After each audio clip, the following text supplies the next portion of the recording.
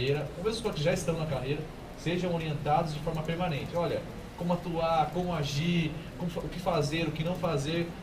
Na minha opinião, a informação é o pressuposto de qualquer cobrança. Se o sujeito não é informado do que deve ser feito, cobrá-lo é algo que não tem razão. É igual com tudo, né? A gente critica tanto o modelo penal, o modelo educacional, tudo. Então, assim, eu acho que na nossa carreira, o primeiro passo é orientar. Então, a aproximação da corregedoria com a Escola da Defensoria Pública no curso de formação dos defensores é uma medida salutar, básica, elementar, que deve ser parabenizada também. Então, eu acho muito proveitosa essa questão, acho bacana. Agora vamos a alguns questionamentos que chegaram para a gente, que me chegaram como conselheiro, e aí eu repasso a administração. Algumas delas chegaram, por exemplo, uma delas chegou ontem, acho que às 10h30 da noite, não deu nem tempo de a gente replicar essa discussão, mas uma delas vai ao que o presidente falou, as audiências de apresentação no Fórum da Barra Funda. O coordenador regional encaminhou uma mensagem extensa a mim e acho que alguns outros colegas aqui, mencionando qual é o real quadro lá, qual é a real situação, uma mensagem bem preocupante da parte dele, que demonstra a finitude dos nossos recursos, a dificuldade de criação de uma nova atuação nesse modelo e a preocupação dele, porque de verdade ele está percebendo que não tem estrutura, mas tudo se encaminha na unidade na qual ele é coordenador. Então, assim, ele está muito preocupado com essa situação. Eu acho que a administração também deve estar preocupada, mas ele está com o abacaxi na mão, para falar bem a verdade. Ele está vendo que as coisas estão se aproximando e ele está preocupado. A mensagem dele me deu essa mensagem, pelo menos. Olha, eu estou relatando tudo o que está aqui para que eu já fique resguardado do que pode vir a acontecer. Então, eu acho que ele está numa situação de preocupação, eu também estaria. E, fora ele, todos os colegas das unidades criminais nos questionam: como será essa audiência aqui na minha unidade? Como será aqui? Eu sei que o presidente não tem essa resposta. Eu sei que talvez acho que nem o tribunal tem essa resposta. Mas a gente tem que começar pelo menos a pensar. Eu conversava com a corregedora no início da nossa fala de hoje, na sessão de hoje, e a gente tem que ficar dimensionando, né? O que fazer, como fazer, por que fazer. E eu acho que é uma evolução muito grande a audiência de apresentação. É uma evolução sem número. Só que a gente vai ter que se preparar para isso. Nós teremos que nos preparar para isso. Eu puxo um gancho, até peço para o presidente tentar pensar nisso. Eu estive num curso ontem sobre a reforma do CPC e, no que diz respeito a ações possessórias, vai ter uma grande influência na atuação da defensoria. Toda ação possessória que envolver hipossuficiente, a defensoria pública será necessariamente intimada.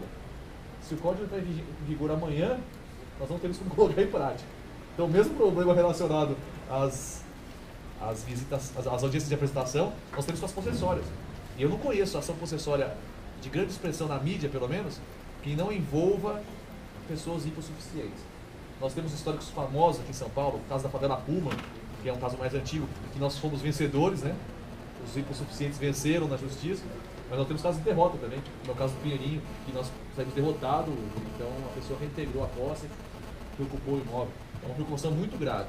Se vocês observarem um panorama de ações de reintegração de posse no estado de São Paulo, comparando com a nossa atuação, nós temos um grave problema. Bom, mas isso é um futuro. Eu acho que nós devemos começar já a planejar um grupo de estudo do novo Código de Processo Civil. Daí vai estar na ordem do dia, é uma preparação da Defensoria Pública, certo? Então, com relação ao DIPO, eu acho que nós temos que pensar numa solução emergencial para o DIPO, para a situação da capital, mas essa solução emergencial vai ter que ser replicada nas unidades, se isso assim o for feito nas demais unidades. O segundo questionamento que eu tenho a fazer hoje diz respeito à central dos flagrantes. Eu não atuo nessa atividade, então eu não sabia como ela era desenvolvida. Aí, quando alguns colegas começaram a falar comigo, eu comecei a perceber.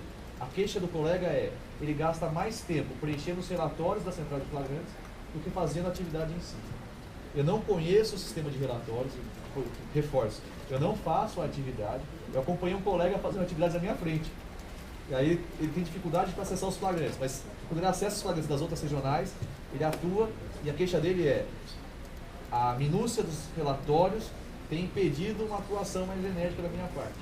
Eu não conheço, reforço, eu não conheço a sistemática de relatórios da central de flagrantes, mas já não é o primeiro colega que me fala. Eu fui observar ele trabalhando, você percebe que ele gasta muito do tempo dele preenchendo os relatórios.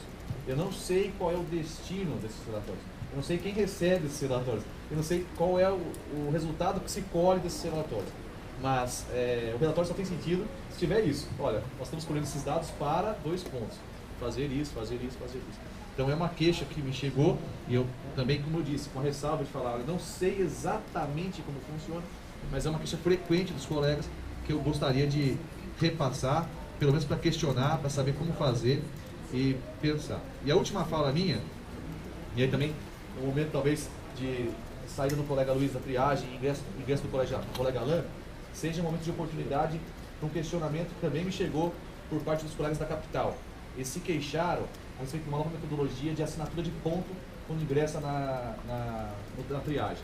Eles falaram que foi implementado ao defensor um mecanismo de assinatura de ponto para que controlasse o horário dele de chegada. É muito leviano da minha parte falar, eu sou contra o ponto e tal, não sei o quê. Seria um pouco leviano falar que isso é um absurdo, de uma forma preliminar. Porque eu não conheço com qual frequência os atrasos acontecem, eu não conheço com qual frequência as pessoas não comparecem na triagem, eu não conheço a real dinâmica da atuação. Então eu não posso dizer, é um absurdo a implementação de um ponto para a pessoa assinar. Mas eu reforço, como disse na comissão da reforma da 988, quando você implementa um ponto de assinatura para o sujeito, significa o seguinte, ele entrou às 8, ele sai daqui 8 horas de jornada, conforme a lei estabelece. Se ele passar das 8 horas e for embora, ele está no direito de um exercício regular de um direito. Haja vista que na Defensoria Pública não existe nenhum mecanismo que o compense pela hora extra trabalhada. Então, se a Defensoria Pública caminhar para esse sentido de controle de ponto de servidor, ou seja quem lá for, vai ter a consequência metodológica disso. Eu não posso falar que isso é um absurdo, que eu estou totalmente contra, mas eu devo advertir.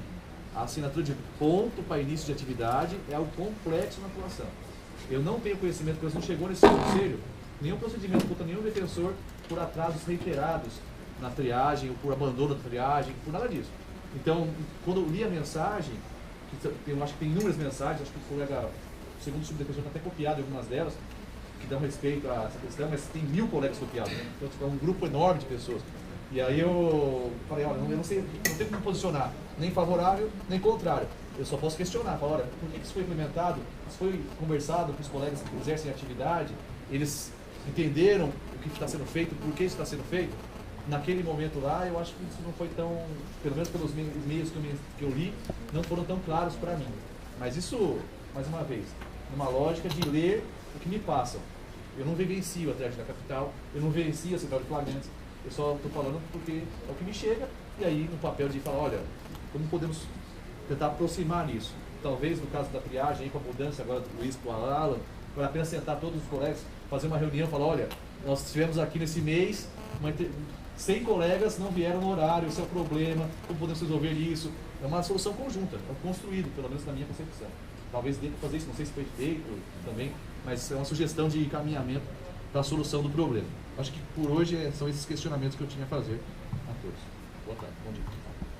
Vai. Bom dia a todos.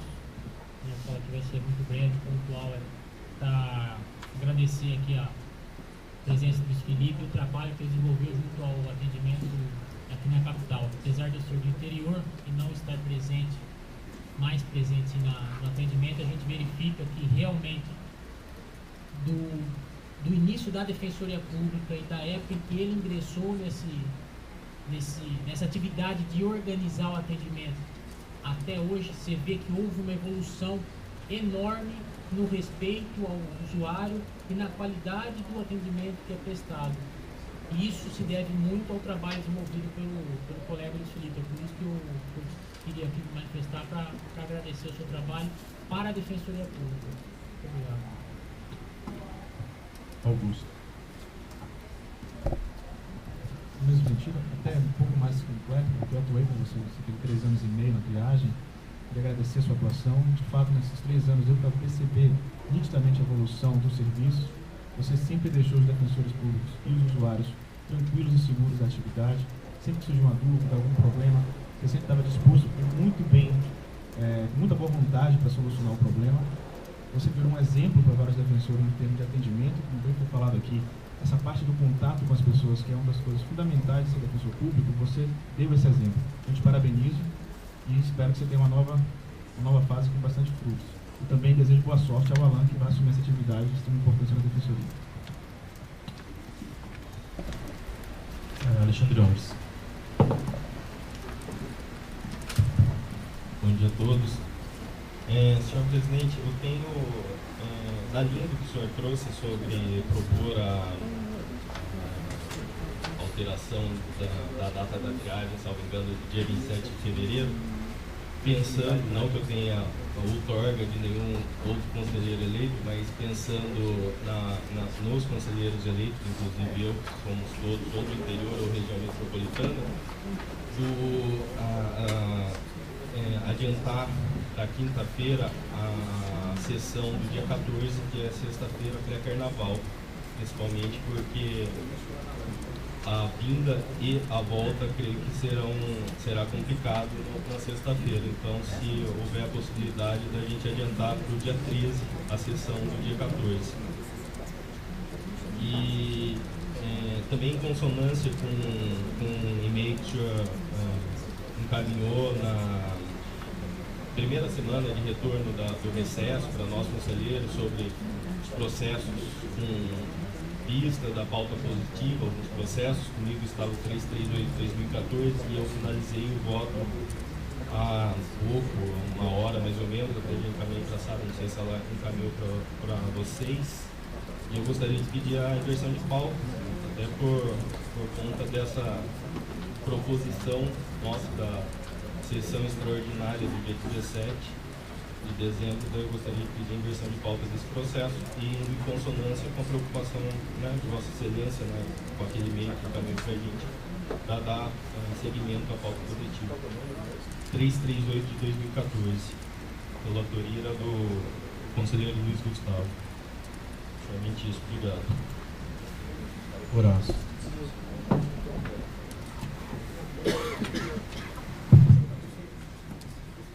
Excelentíssimo senhor presidente, excelentíssimos conselheiros, senhores e senhoras presentes.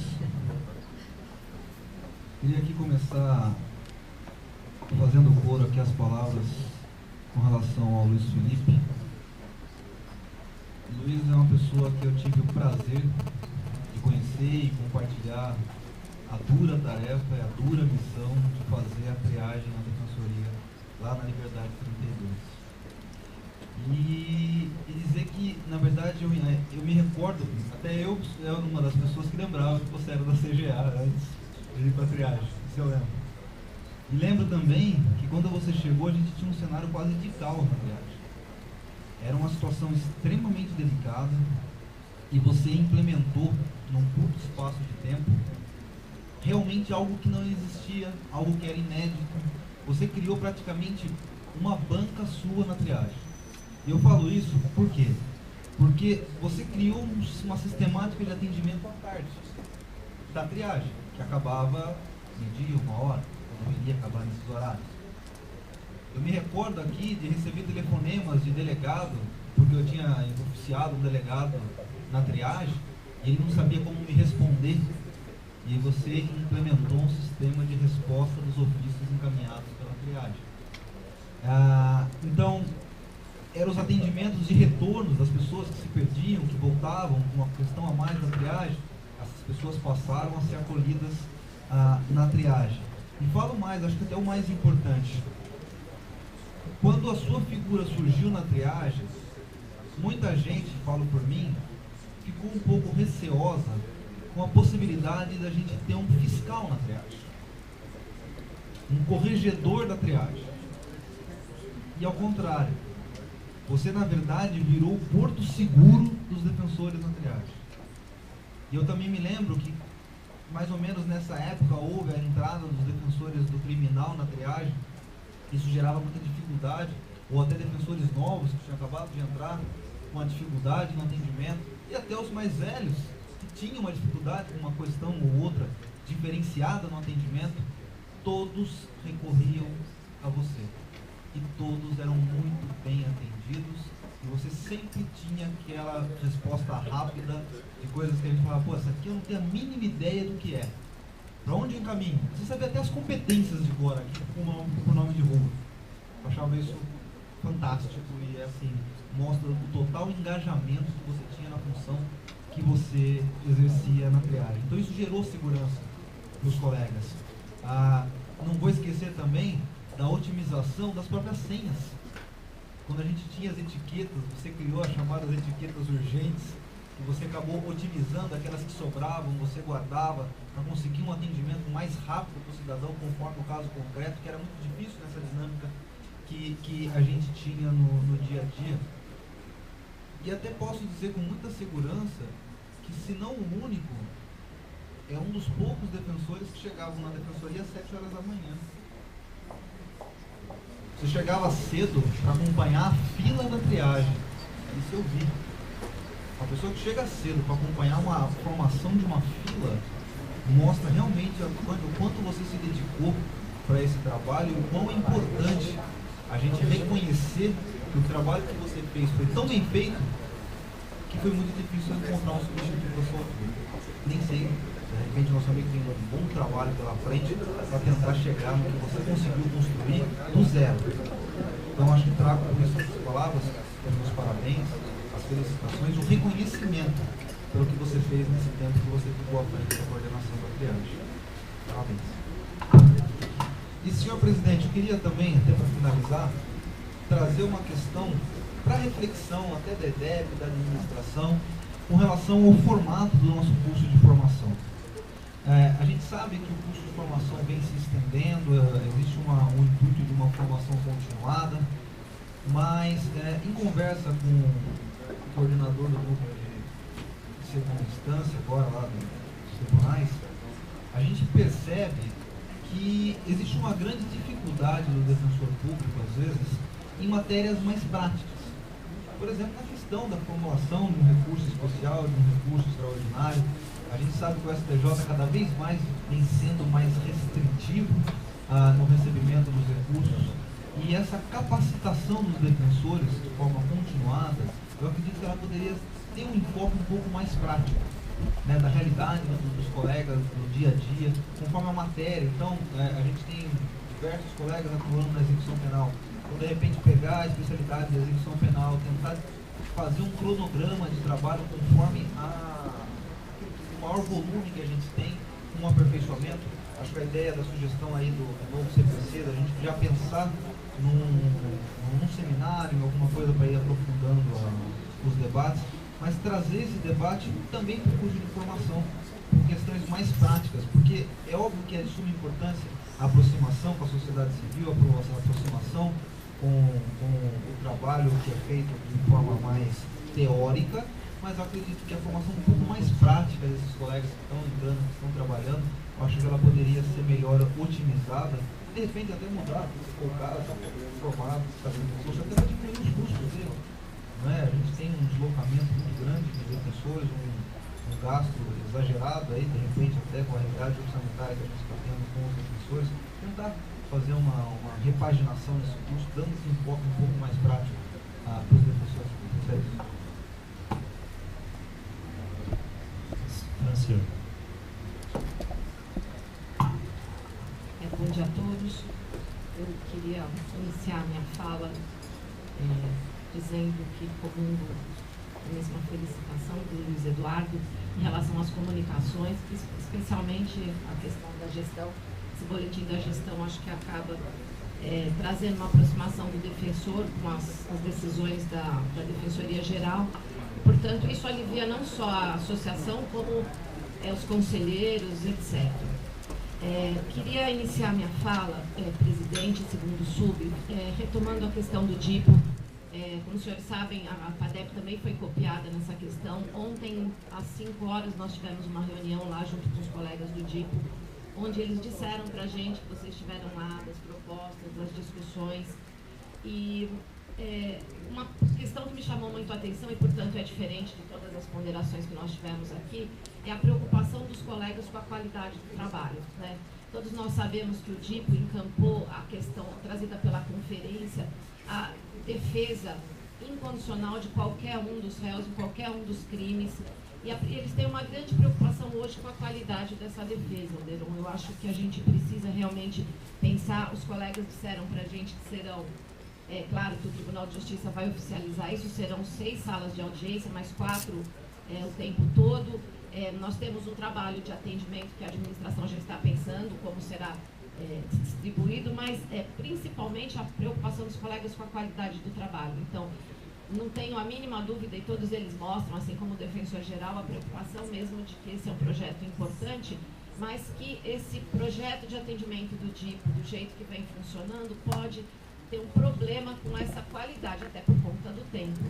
Então, acho que é importante, quando a gente for pensar nessas soluções, e se a gente vai mesmo abraçar com esses defensores, 4 defensores para 4 salas de audiência, nós temos 9 juízes, provavelmente com designação de mais 3 e mais 20 funcionários. A defensoria, com o mesmo turno de defensores para fazer tudo, a gente tem que realmente se preocupar como vai fazer isso e o que eventualmente teremos que sacrificar para poder abraçar todas essas funções. Então fica aqui a preocupação.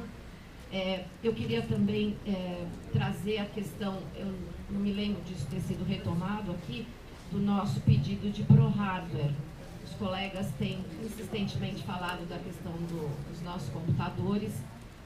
Eu aqui tive a felicidade de poder trazer agora um computador da PADEP, porque até então estava usando o meu da Defensoria, que está absolutamente caótico.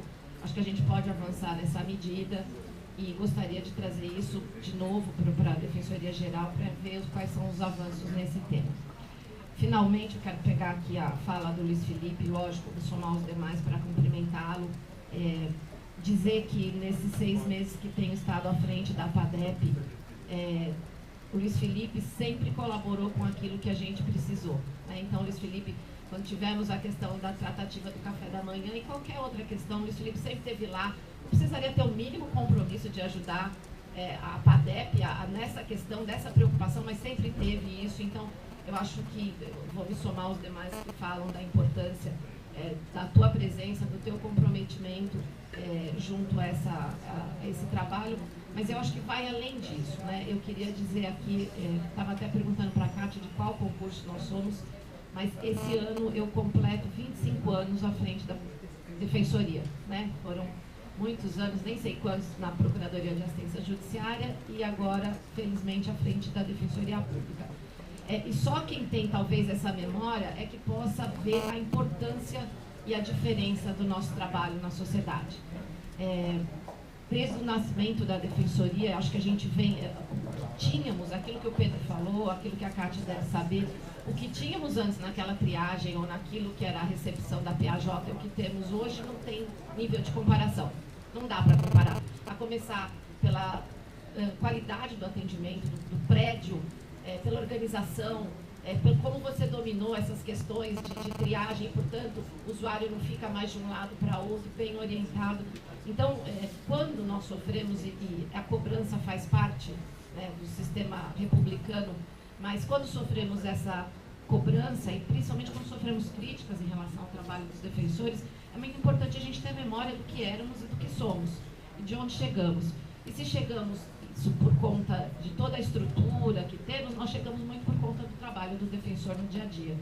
Eu acho que esse trabalho do defensor é que tem feito, não só do defensor, enfim, dos servidores, dos estagiários, nós estamos aqui falando do trabalho do Luiz Felipe, é que tem feito a diferença na defensoria.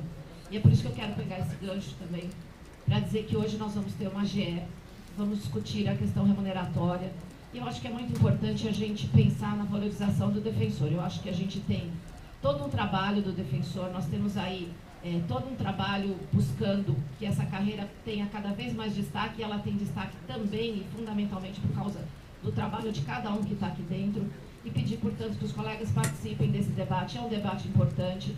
Nós tivemos aí uma conclusão de uma comissão, que foi uma comissão, acho que é a primeira vez que eu participo de uma comissão tão interessante, no sentido das discussões, com muito respeito, muito democrática, e com assuntos tão difíceis, conseguimos aí chegar a um piso mínimo. Gostei muito da tua expressão, Rafael. Conseguimos chegar a um piso mínimo. Essa é uma discussão que vai ser trazida hoje, nós temos outras discussões, outras propostas. A carreira está bastante apreensiva com a questão da inflação, dos nossos vencimentos, e, portanto, a PADEP quer aproveitar o gancho de toda essa história, de todo esse trabalho, desses 25 anos aqui, que também estamos prestando trabalho, para que a gente possa pensar na construção de uma carreira abrangendo toda essa valorização também do defensor. Era isso, muito obrigada.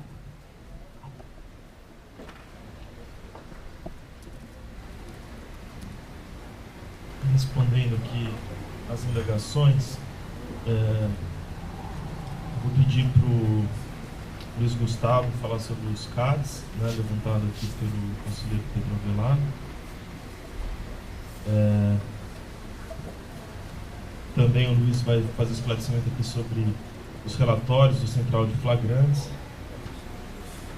Sobre a audiência de custódia, aqui trazido pelo colega Luiz Eduardo, pelo colega Franciane, na verdade, reiterar isso, né, de que a gente está acompanhando o Bruno Parisi, que é o nosso assessor criminal, vem aí, acho que desde outubro, novembro, já quando a gente tinha algumas notícias de que isso poderia ocorrer nesse começo de ano, já vem conversando com os colegas do DIP, e nossa ideia é buscar encontrar uma solução para isso, mas realmente a gente tem hoje essa dificuldade de informações por conta dos dados que precisam ser transmitidos para o Tribunal de Justiça, né? Há uma indefinição mesmo sobre esses dados, né? Eu conversei essa semana com o Dr. Márcio Elias, Procurador-Geral de Justiça, que conversou comigo e também não tinha essas informações. Então o Ministério Público também está na mesma situação que a Defensoria Pública,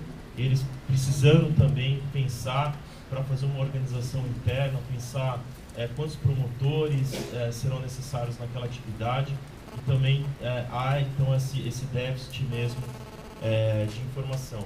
E que a gente está aberto, tranquilizar mais uma vez os colegas do DIP, a nossa ideia, somos sem dúvida entusiastas, e mais do que eu, acho que são os colegas do DIP entusiastas da ideia da audiência de custódia, por ser um grande avanço mesmo no direito de defesa.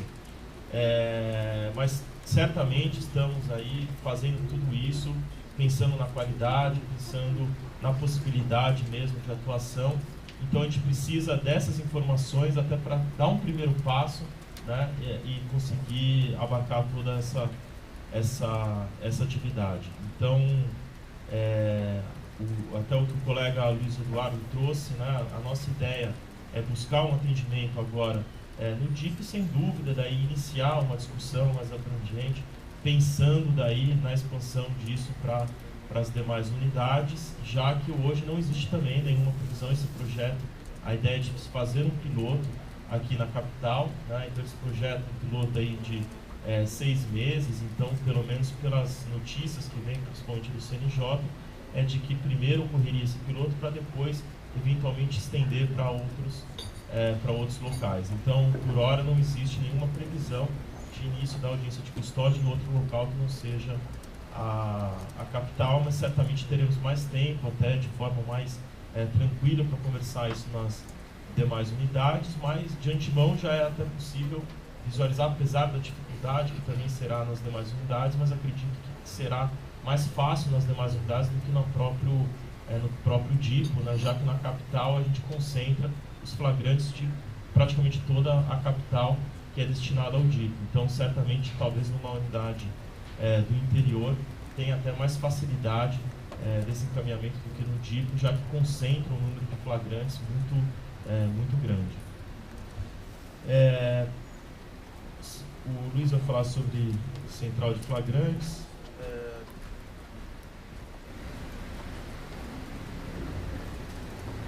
Sobre a questão da triagem aqui da capital, vou deixar o segundo sul fazer esse esclarecimento. Né? Entrando aqui também na ordem do dia, a gente pode encaminhar, conforme sugerido pelo conselheiro Alexandre Orsi, a mudança de data do dia 14 da sessão do conselho. Vamos colocar aqui em debate todos os conselheiros.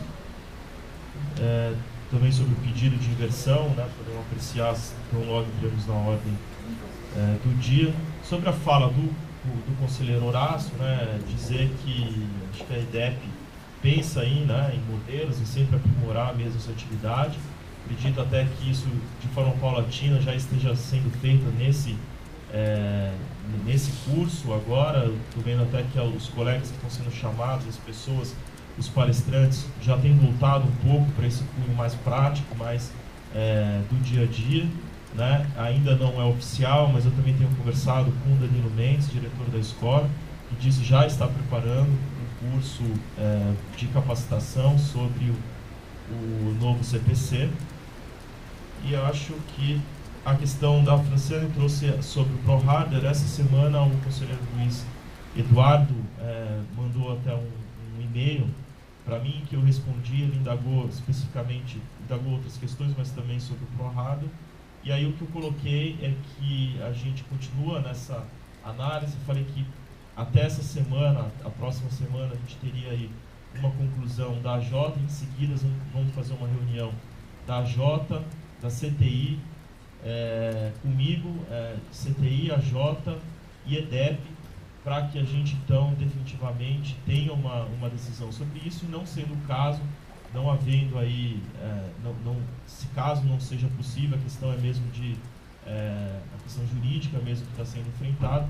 Caso não seja possível, seja entendimento pela não possibilidade, avançaremos já na contratação. A CTI está aguardando até esse estudo do ProRado para que então dê início, se não for possível pelo ProRado, para que já inicie a contratação de laptops, independente do ProRado, mas diretamente pela administração, pela Defensoria. Então, vou passar a palavra aqui ao conselheiro Luiz Gustavo, em seguida ao conselheiro Bruno Napolitano.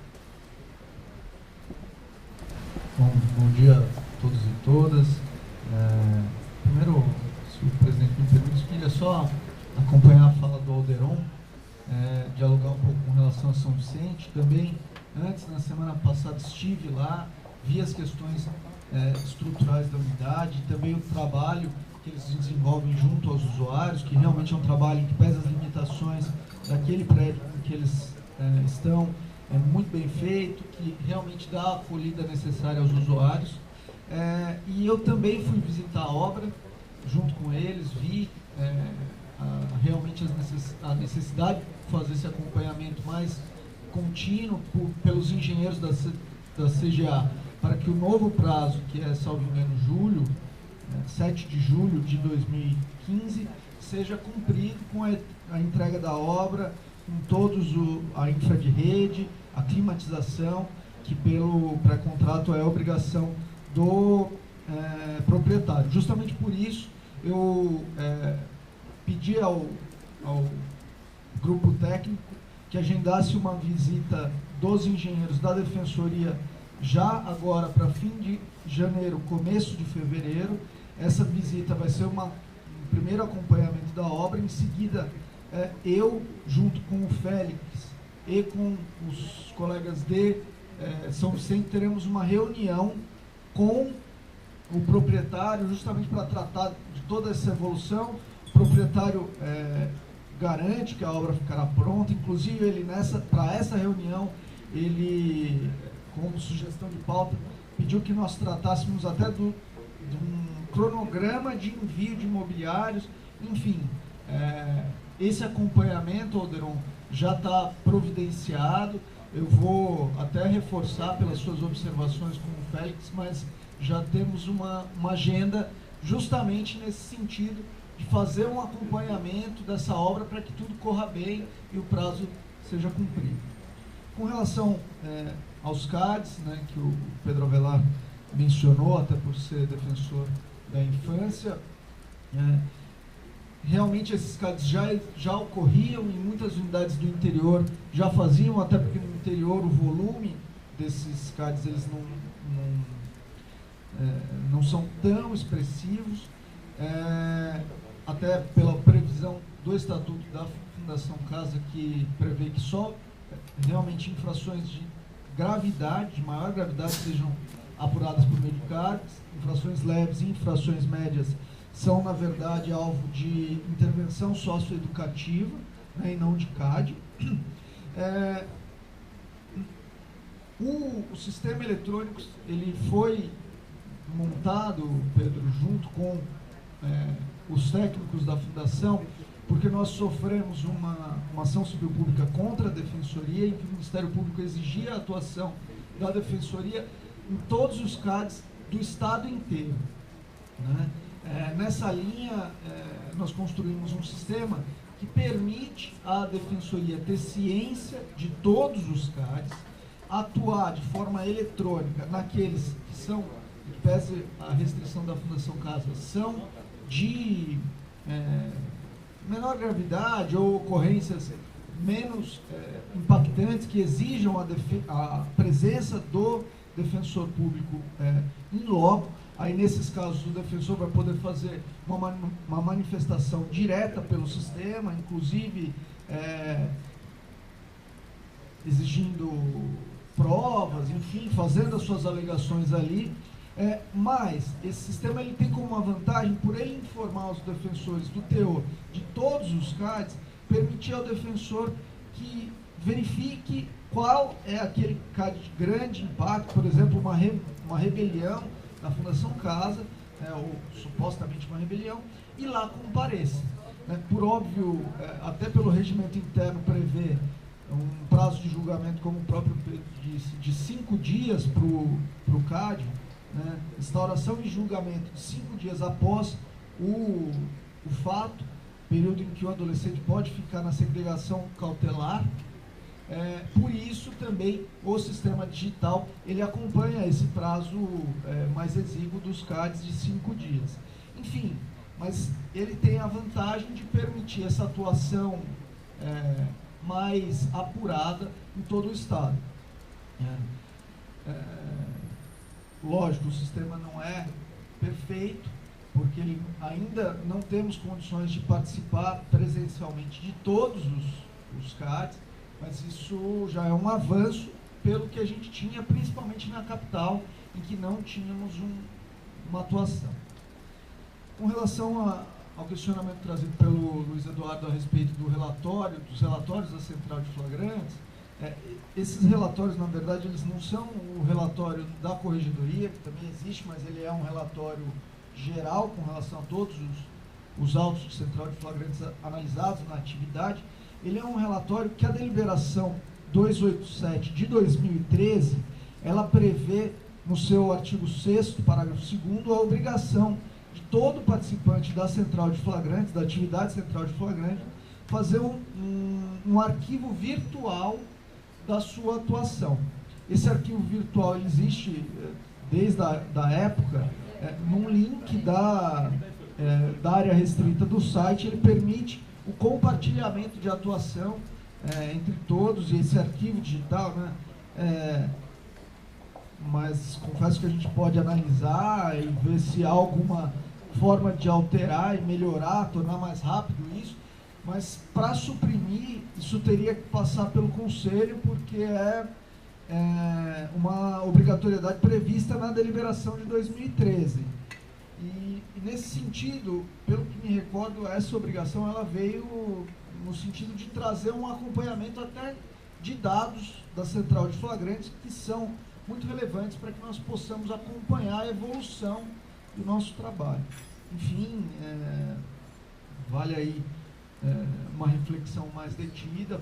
Posso conversar durante a semana com a assessoria criminal para ver se há algo que a gente possa fazer no sentido de respeitar a obrigação imposta pelo Conselho, mas tornar um pouco mais célere a atuação dos defensores na Central de Flagrantes, e na próxima semana posso trazer essas observações aqui para os senhores. É isso.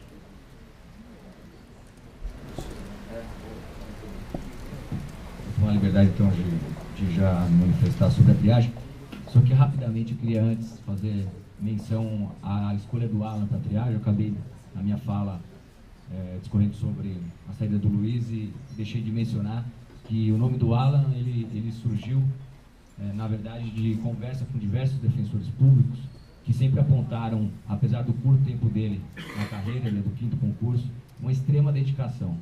Ele em pouco tempo já era coordenador de Osasco e foi se tornando um líder na defensoria por conta realmente de se encontrar nessa instituição como uma razão de viver, com dedicação realmente digna de destaque. Então, eu estou certo de que é um nome extremamente importante para a administração, para a sociedade civil e para todos os defensores públicos, dada a nossa realidade tão delicada daquele espaço, tão importante para garantir a qualidade do nosso atendimento. Bom, em relação à triagem, o conselheiro Luiz Eduardo mencionou ali algumas provocações. Eu realmente estive copiado em todos os e-mails e fiz questão de me manifestar diante da primeira manifestação que houve, após o e-mail que nós enviamos sobre a implementação da medida. Primeiro, queria deixar destacado que não foi instituído qualquer controle de frequência de entrada por essa administração. Na verdade, o controle já existia. Então, todos os defensores públicos da triagem, há anos, precisam assinar uma lista de entrada. Não foi uma decisão da segunda subdefensoria. O que nós fizemos foi, por guardar simetria, criar o horário de saída. E por que isso? Porque há algum tempo, principalmente quando tínhamos muitos colegas das varas singulares, considerando-se que nas varas singulares o problema da pauta dupla é mais grave, é menos flexível do que na área civil, as audiências no civil e na família acabam muitas vezes começando lá para as 2 horas, e na Barra Funda começa mais cedo. Então o que aconteceu historicamente? Os defensores que eram das varas singulares, com frequência, acabavam pedindo para sair. E isso gerava uma preocupação dos demais, já que eles passavam a ficar responsáveis por todas as sentenças que ali estavam. A partir do momento que a gente retirou todos os defensores da área criminal, né, lá mais ou menos em junho do ano passado, todos os defensores estão na mesma situação. Então não se justifica mais, e infelizmente aconteceram vários casos, em que o defensor deixava a triagem porque ele entendia que precisava ir para a sua unidade depois do meio-dia. Mas ali estão todos na mesma situação, de modo que a eventual saída do defensor vai ter que ser esclarecida para a coordenação. A gente precisa tratar todos de forma igual. Ali é um barco, todos estão no mesmo barco. Então é lógico que vai ser avaliado se ele precisa sair porque tem alguma peculiaridade, uma audiência que vai começar mais cedo, ou uma audiência muito grande para estudar os autos, etc. Mas enfim, só queria deixar claro que essa alteração foi extremamente natural por conta dessa existência hoje de só de defensores da área civil. Lembro que a finalidade dessa mudança é estritamente organizar os trabalhos e garantir, na medida do possível, que a gente acabe a triagem mais cedo. Foi tema desse conselho e sempre a importância de acabar mais cedo a triagem. Então, com essas medidas de buscar ter o controle de quem está chegando atrasado com frequência, ter o controle de quem de que todos estão saindo na mesma hora, isso se presta, evidentemente, a essa organização do trabalho para garantir o término da triagem o mais rápido possível. Não tem qualquer viés correcional, até porque esses problemas que foram identificados estão sendo supervisionados pela Corregedoria, que, esponte própria, solicitou o envio da lista de entrada todos os dias e recebe essa lista digitalizada. Então, foge da alçada dessa segunda subdefensoria qualquer visão correcional, mas é a obrigação da segunda subdefensoria tentar otimizar os trabalhos. Então, eu queria deixar claro também, por fim, que essa medida decorre da realidade identificada pela coordenação todos os dias ali, de atrasos recorrentes, decorre de pedidos de diversos defensores públicos. Muitos defensores pediram implementação de medidas para que a gente pudesse ter um controle melhor. E ressalto que durante os e-mails que foram trocados durante o dia de ontem, após a informação das medidas, nós tivemos muito mais elogios do que críticas, porque todos compreendem a importância e compreendem a razoabilidade da decisão. Infelizmente a medida é antipática, mas compete à segunda subdefensoria encontrar soluções, ainda que não vá agradar a todos.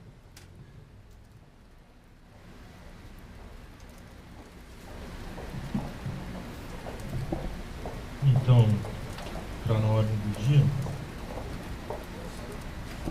o que eu ia sugerir então é inicialmente para a gente analisar a mudança de data da sessão do dia 27 e do dia 14, conforme aqui sugerido pelo conselheiro Alexandre Orsi. A primeira, que é por minha solicitação, seria do dia 27, agora de 27 de fevereiro para dia 26, por conta da realização da reunião do CONDEG no dia 27. Então, dado aí se... Tudo bem? Todos de acordo? Então, vocês anotam, fica alterada a reunião, a sessão ordinária do Conselho, que seria no dia 27, ela passa a ser no dia 26, no mesmo horário de todas as sessões ordinárias. E a solicitação do conselheiro Alexandre Orsi para que a sessão do dia 13? 14 é Não. sábado. É 13 é sexta. 14 não tem sessão. Nem no sexta.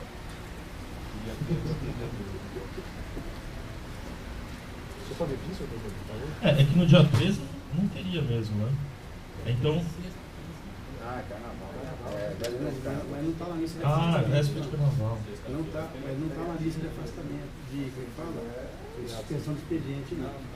Não está porque eu atualizei, depois não tem nada. Mas então é ferro, Então a proposta seria passar para o dia 12, é isso? Por conta do trânsito. Vai ficar aberta a discussão. porque não está naquela listagem. Tem certeza que é o carnaval de segunda? Oi? Carnaval final de semana, foi lá no segundo terço.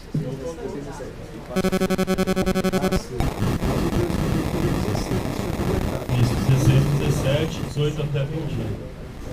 Na verdade, se você quiser na terça-feira, na sexta-feira, dia 13, não passou do dia 12. Vai chegar, vai ser complicado. Eu acho que dia 12 é mais vai pegar trânsito. Chegar e falar, pra sair, então. Pra sair, você vai ficar por aqui. Faz outra sessão já. Já vai pro Sambódromo. Passar para o Sorocaba ali, é perigoso mesmo. De acordo. Todos de acordo? De acordo. 13 Isso. Então a sessão do dia 13 passa a ser no dia 12 também no mesmo horário, né? 9h30 de manhã mesmo, né? Tá. Semana que vem foi 29, né? Já tinha alterado. Tantas mudanças, eu também não perdi. Eu vou pedir então, se todos os conselheiros estiverem de acordo, a Secretaria do Conselho vai enviar, ou não sei se já enviou até, o material, a conclusão do trabalho da comissão da 988, e se todos estiverem de acordo, o Rafael Português faria aqui uma breve apresentação, algo sucinto mesmo, até porque a gente não estenderia, até pedir para que a gente não estenda até o debate hoje, porque isso vai ser objeto de muita discussão, ainda teremos várias sessões, várias oportunidades para discutir, só para que seja feita aí mesmo uma breve apresentação da conclusão do trabalho da comissão.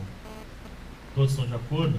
Então, vou passar a palavra aqui para o Rafael. Só um complemento. Eu ia pedir uma inversão de pauta.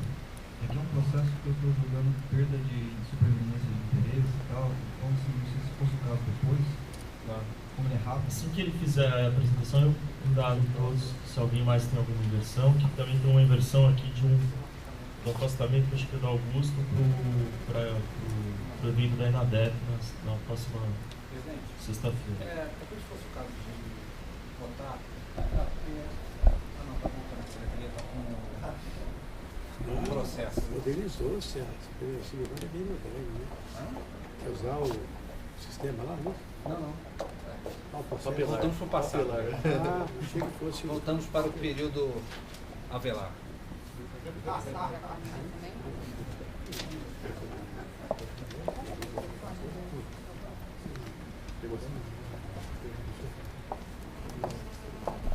Bom dia. Foi enviado por meio deles? Já? Vai encaminhar, tá.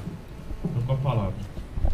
Bom dia a todos os conselheiros, bom dia presidente, ao saúdo esse conselho, ao ter a honra de voltar. Saúdo também o conselheiro Pedro Avelar, nosso mais antigo conselheiro, que o mais antigo defensor público em exercício no Brasil. Brincadeira à parte, venho aqui apresentar o trabalho da Comissão de Reforma da Lei Complementar 988 e de adaptação à Emenda Constitucional 80. Fui designado pelo professor público-geral, né, acho que também aqui pelo Conselho, para coordenar os trabalhos e com a participação de todos aqui, em especial destaque aqui da Ouvidoria, da Associação Paulista de Defensores Públicos, Associação dos Servidores, conselheiro Luiz Eduardo, conselheiro Wagner, também tivemos a participação do conselheiro Rafael Bessa, a Corregedoria, com todos os seus quadros participando ativamente da comissão, e saudar também aqui, em especial, a assessoria jurídica aqui da administração, coordenada pelo Pedro Pérez, e o assessor parlamentar Rafael Gandara, que também deram contribuições decisivas no projeto no projeto de reforma da Lei Complementar 988. Esse projeto, acho que o mais interessante, ele chega num momento de evolução da instituição, logo depois da emenda constitucional número 80. E qual foi o grande foco inicial? Foi analisarmos quais normas teriam impacto na Defensoria Pública, quais normas deveriam ser adaptadas, realizarmos essas adaptações de forma cirúrgica, né? Deixarmos aquilo que poderia haver uma discussão para um segundo momento, após a possível reforma da nossa Lei Complementar 80 na esfera federal, e discutimos no final questões pontuais da carreira de defensores públicos, da carreira dos servidores, e assim caminharmos para um piso mínimo daquilo que achávamos mais relevante do tempo. Então, o que nós apresentamos aqui é passo inicial, é aquilo que a ouvidoria, aquilo que a PADEP, a Associação de Servidores, Conselheiros, entendem como algo inicial. E aqui até destaco em relação à ouvidoria que se dispôs a realizar esse debate e que tanto a primeira subdefensoria quanto os conselheiros e a Associação Paulista de Defensores Públicos e a Associação de Servidores se dispõem a realizar um debate aberto com a sociedade civil sobre essa proposta, né? Acho que Alderon já teve um primeiro contato com essa proposta, já se dispôs a realizar e nos levar para realizar esse debate com a sociedade civil e apresentar aquilo que entendemos como um projeto relevante. Então, aqui fica também a saudação especial à ouvidoria, participou ativamente dessa comissão, mas que agora participará ainda mais, levando esse debate para a sociedade civil e fazendo a interlocução entre a instituição e o Conselho da Ouvidoria e os demais segmentos da sociedade. Então, o que apresentamos aqui, acho que essa que é a questão de destacar, é um consenso mínimo, são pontos mínimos, né? Eu acho que isso aqui, deixar também frisar, não vai impedir contribuições posteriores das demais instituições, das demais entidades e dos conselheiros. Essa comissão terminou até em tempo recorde, né? Acho que em 2 meses, contamos ainda o recesso, em 2 meses finalizamos o trabalho. Isso deveu muito pelo trabalho pesado da assessoria jurídica e também da assessoria da primeira sub, e aqui saúdo o Jefferson Celos, assessor da primeira sub, que também teve um trabalho e um papel fundamental nessa comissão. Então vamos aos principais destaques apresentados e desde já, isso até a gente debateu na comissão, da importância de abrirmos uma consulta pública, né, e realizarmos um debate com a carreira sobre esse projeto, e aí aglutinarmos ao longo dele outros pontos que entendemos relevantes. Então, acho que principais destaques, que é a adaptação do artigo 2º da nossa Lei Complementar 988 em relação ao artigo 134 da Constituição, então reformulando, né, e aí atualizando as atribuições da Defensoria Pública, e em especial aquelas relacionadas aos direitos humanos. Alteração do artigo 118, que trata da promoção, então já adaptada a deliberação aqui, já as alterações propostas pelo Conselho.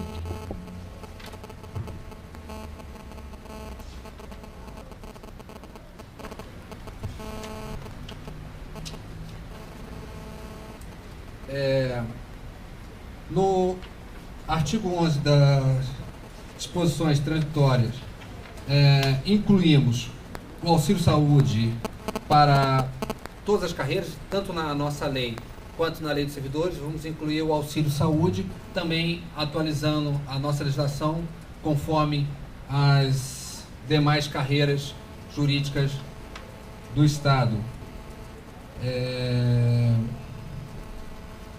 No artigo 155, a previsão legal da compensação.